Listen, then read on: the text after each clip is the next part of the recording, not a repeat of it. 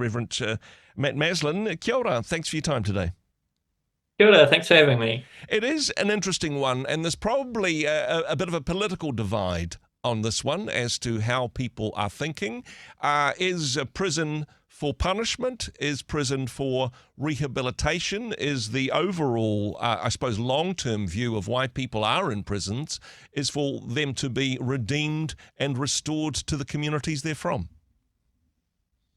Yeah, I mean, it's a really good question. It's a really big question. When Paul Goldsmith made the government's announcement about their intentions to have a total ban on prisoner voting, he said that restoring prisoner voting by the Labour government was kind of symptomatic of their soft on crime approach, Yep. which they said they don't agree with. I think this is a pretty bad argument, really, because I don't think, firstly, I don't think it's going to be preventative to those who are doing serious crime, Yep. right? No one's going to be about to do a ram raid and then they're going to think about losing their ability to vote. So Yep. it's not preventative, but also I think it disenfranchises those, especially those who have, committed more minor offences.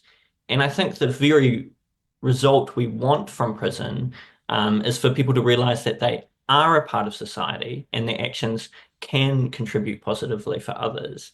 Um, and I don't think that helps with this. No, And certainly.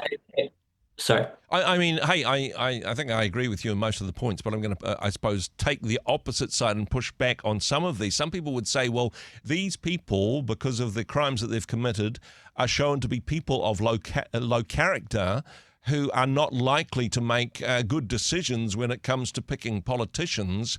We're just saying, well, these people shouldn't be able to vote because they've lost that right because of the actions that they've taken. We don't want gang members choosing our next MPs, I suppose, to simplify it down to that. Yeah, and I can, and in some ways I can be sympathetic to those kind of arguments. Arguably, there's people in prison who are not in prison who are of low character Yes. and probably violate a lot of social contracts as well. And so I think it really comes down to whether this is something that's necessary. It's necessary to take this right away from people in prison, Yep. and if it actually benefits society in any kind of conceivably helpful way. Can we put a spiritual lens on this one? The concept of made in the image of God. Well, yes, there's consequences to actions. There are consequences spiritually to poor choices and actions. But what's a spiritual lens on this one, Matt? Yeah, I mean, this is really interesting. 'Cause my personal conviction is actually enfranchising prisoners through letting them vote actually acknowledges their God-given human dignity. So, Hmm.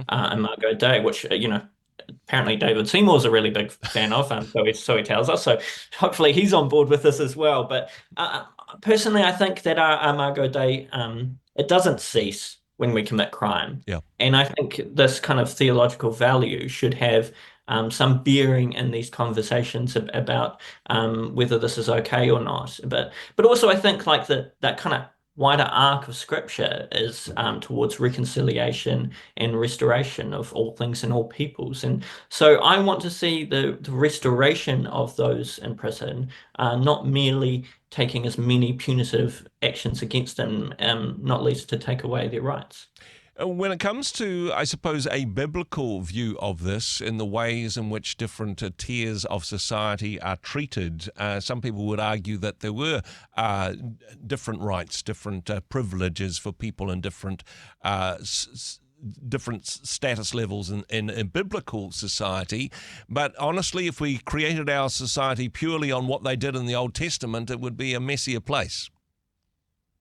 Yeah, yeah, it would be. And I think in scripture, we see this progressive revelation of God's will for the world. And we see this kind of the cogs of justice slowly unraveling throughout. You kind of see the moral trajectory of scripture, where Jesus is guiding the Yeah. kind of history of the cosmos too. And so I think with Jesus we see despite quite complex Old Testament laws about people who commit certain offences. Yep. What we see with Jesus is him standing with the marginalised, certainly not alienating the marginalised any further, and being a voice for those on the fringes who often don't have anyone to speak for them. And I suppose theologically recognizing that all of us are worthy of punishment. None of us deserve mercy, and that applies to people that we perceive as being the so-called bad guys in society. This is actually a really important point, and I think as we think about these kind of decisions, we're not just thinking about the people who are in prison and what voting does for them, but we're also thinking about ourselves and the kind of society we want. And I think when we have these discussions, there's a sense of kind of theological humility that we should take up, Yeah. in which we remind ourselves that given different circumstances, we could be them.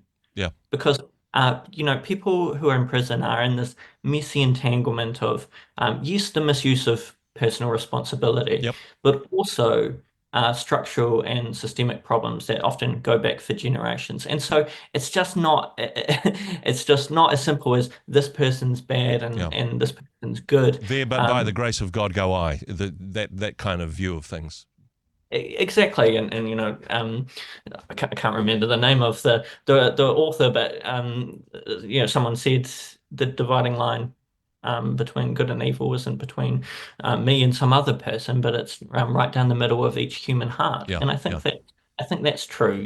We actually all have the capacity to be given the wrong or right or wrong circumstances to either be in prison or not be in prison. It's a complex web of personal responsibility and kind of the structural situations we find ourselves in. So I do think we need to bring some humility to this conversation. And of course, through grace, all of us are offered a redemption story in that regard. I'm not actually sure, Matt. I mean, this is a political, spiritual, intellectual exercise. I'm not sure if prisoners, how much they take up the right to vote, how much that has happened during the period of time. I'm also somewhat cynically wondering whether or not prisoners are more likely to vote left than right on this one, and maybe this is more what is sitting behind the change of law than anything else. But I'm not sure that that many seats or political parties would be on that tight of a margin that our prison population would tip the scales.